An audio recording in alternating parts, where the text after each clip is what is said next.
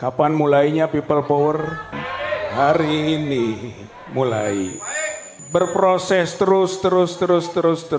Kalau saya memprediksi September, Oktober, puncak People Power. Kejayaan itu dipergilirkan di antara manusia. Sekarang rezim tirani, rezim oligarki, rezim obokrasi, rezim Jokowi sedang berjaya. Besok hina dina akan berada di tempat yang paling bawah. Bukan hanya turun, tapi akan berbaju oranye, masuk ke sel, di penjara, saudara-saudara sekalian. Sudah banyak sekali dosa-dosa politiknya. Sekelas Jokowi tidak terlalu berat, saudara-saudara sekalian. Banyak penguasa-penguasa yang lebih hebat, lebih dikjaya, lebih luar biasa. Oleh karena itu, ayo sama-sama mulai saat ini melangkahkan kaki. Jawab pertanyaan itu dengan sekarang juga kita mulai. Ayo, sekarang juga kita mulai. Sekarang juga kita mulai.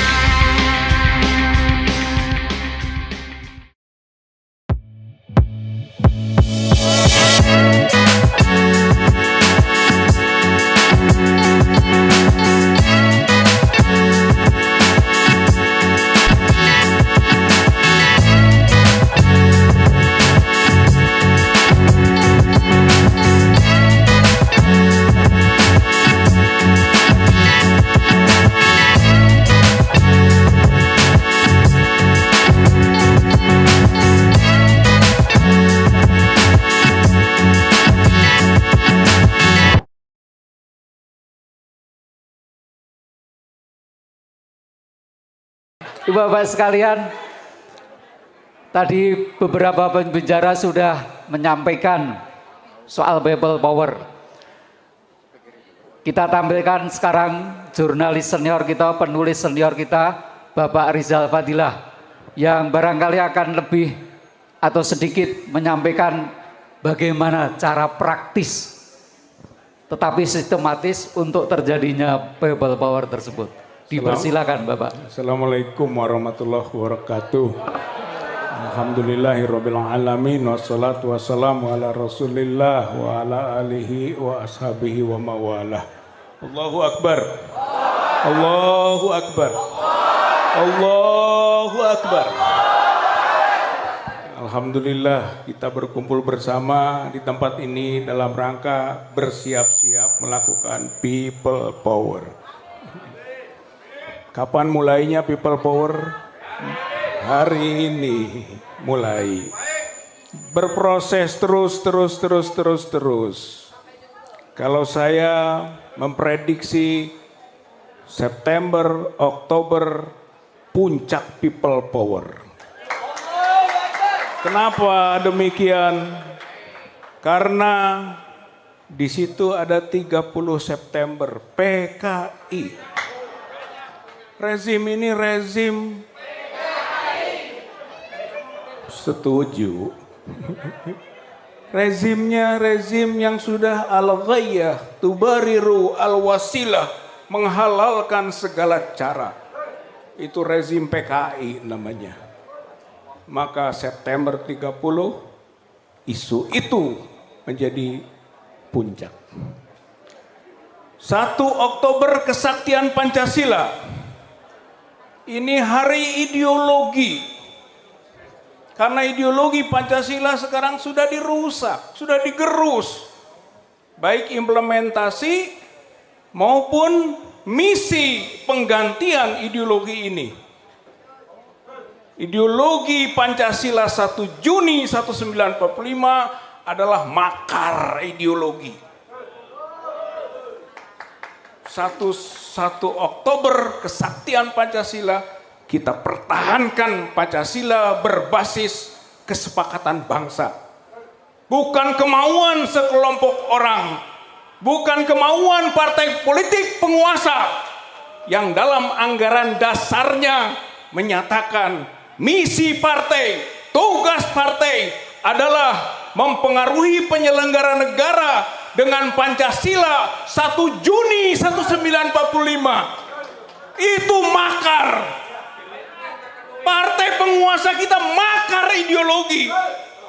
Maka pada 1 Oktober adalah momentum untuk mempertahankan Pancasila sebagai komitmen kita bersama. 5 Oktober adalah Hari TNI. TNI sekarang ditantang untuk maju, bukan sedikit mengambil posisi, tapi silahkan banyak majunya untuk mengambil posisi bersama rakyat, mengembalikan lagi kedaulatan rakyat yang selama ini sudah diambil oleh tirani, oleh oligarki, oleh oklokrasi atau mobokrasi, yaitu pemerintahan rakyat yang digalang, tapi sebenarnya mereka adalah gerombolan-gerombolan yang dibayar. Ini bentuk pemerosotan dari sistem bernegara kita. Maka saatnya mengembalikan kedaulatan rakyat itu. Rebut kembali kemudi kapal bangsa. Karena kapal bangsa dikemudikan salah arah sekarang ini. Harus direbut kembali. Linier pemilu, tapi kita skeptis. Non-linier, people power. People power.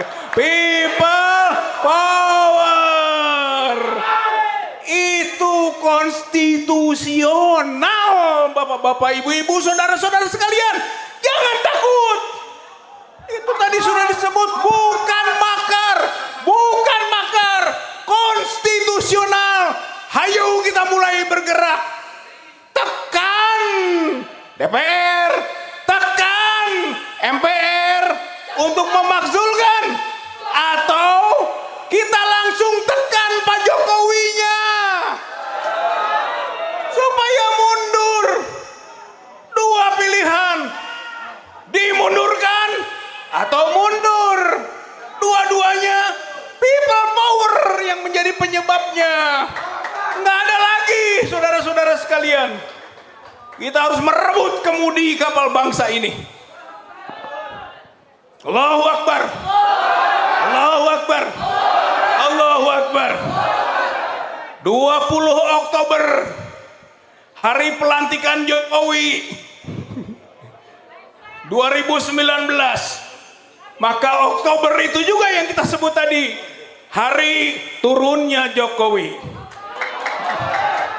Ini menjawab pertanyaan. Rakyat bertanya, kapan people power? Mulai sekarang jawabannya. Saat rakyat tidak bertanya lagi, tapi saat rakyat berbuat, bergerak, bertindak, melangkahkan kaki, melakukan people power. Saudara-saudara sekalian, insya Allah dari ruang ini kita mulai. Insya Allah kekuasaan itu dipergilirkan. Wa tilkal ayyam nudawiluha bainan nas. Kejayaan itu dipergilirkan di antara manusia. Sekarang rezim tirani, rezim oligarki, rezim obokrasi, rezim Jokowi sedang berjaya. Besok hina dina akan berada di tempat yang paling bawah. Bukan hanya turun, tapi akan berbaju oranye, masuk ke sel, di penjara, saudara-saudara sekalian.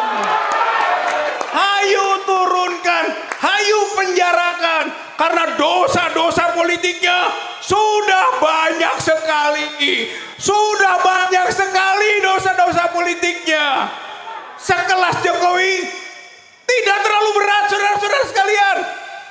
Banyak penguasa-penguasa yang lebih hebat, lebih dikjaya, lebih luar biasa. Oleh karena itu, hayo sama-sama mulai saat ini melangkahkan kaki.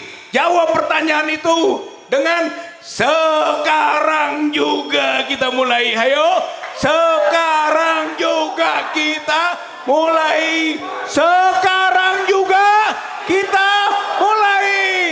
Allahu Akbar, Allahu Akbar, Allahu Akbar. Nasru minallah wa fathun qarib wa basyiril mu'minin. Wassalamualaikum warahmatullahi wabarakatuh. Waalaikumsalam. Aplaus sekali lagi untuk beliau. Bismillahirrahmanirrahim. Takbir. Assalamualaikum warahmatullahi wabarakatuh. Saya ingin menyampaikan 3 hal.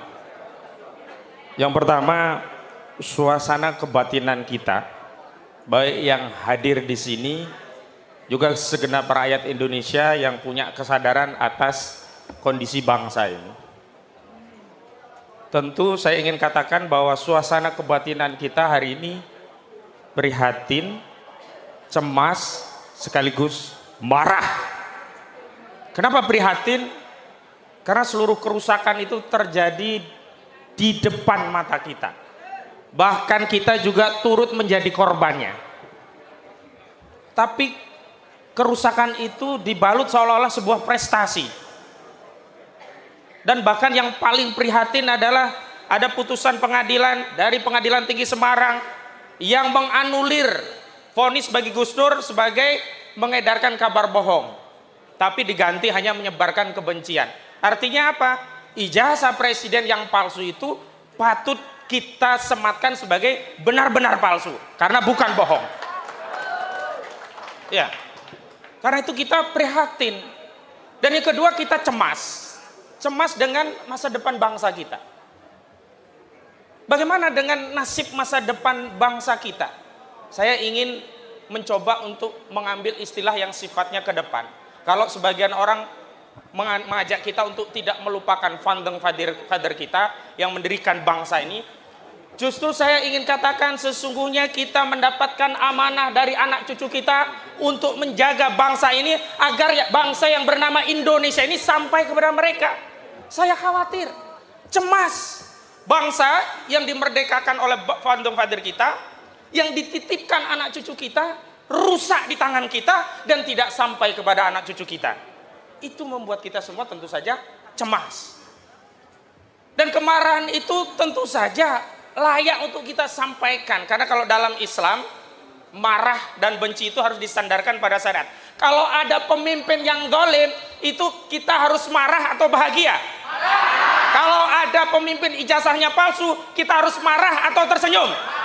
Kalau ada orang yang bohong tentang SMK dan seterusnya, kita marah atau kita tersenyum? Marah itu alamiah. Ya, yang kedua, kondisi faktual yang ada hari ini memang kita sadari tidak lepas dari sebab akibat pada kondisi sebelumnya. Tentu yang terakhir yang ingin saya sampaikan, kita bicara resolusi. Apa resolusinya? Makanya tidak perlu diperdebatkan, ada 3 jalan dan 3 jalan itu silahkan kita lakukan perubahan ini dengan 3 jalan ini tanpa mengesampingkan satu pada yang lain. Bagi sebagian yang menganggap masa depan kita akan diperbaiki dengan Pilpres, dengan pemilu 2024, ini memang salah satu jalan. Tapi tidak bisa kemudian menghalangi jalan yang lain termasuk people power ini. Kenapa? Tidak ada satupun yang dapat menjamin Pilpres dan Pemilu 2024 benar-benar terjadi. Takbir. Yang kedua, jalan people power. Nah, sebelum kita bertanya rakyat kapan people power, semestinya pertanyaan ini pertama kali kita tanyakan kepada DPR. Kapan DPR memakzulkan Jokowi? Takbir. Sebab kalau hak angket dipergunakan oleh DPR, ditingkatkan menjadi hak menyatakan pendapat dan berujung pada pemakzulan presiden di MK, rakyat tidak perlu capek-capek. Lebih dekat. Tidak perlu capek-capek. Karena apa?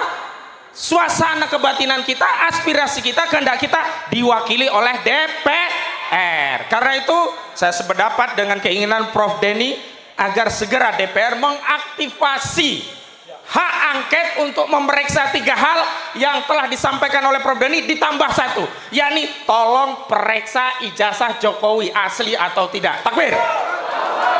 Dan yang ketiga, ini adalah jalan people power. Nah, people power itu adalah follow up dari mancetnya DPR. Kalau DPR sudah bekerja menggunakan mekanisme di DPR untuk mengontrol eksekutif, dalam hal ini Presiden Joko Widodo, maka kita bisa menunggu dan duduk manis. Tapi faktanya apakah DPR melakukan itu? Karena itu kita juga punya hak konstitusional untuk melakukan apa yang disebut dengan people power. Jadi ada lewat pemilu, ada lewat DPR dan people power, dan terakhir lewat dakwah.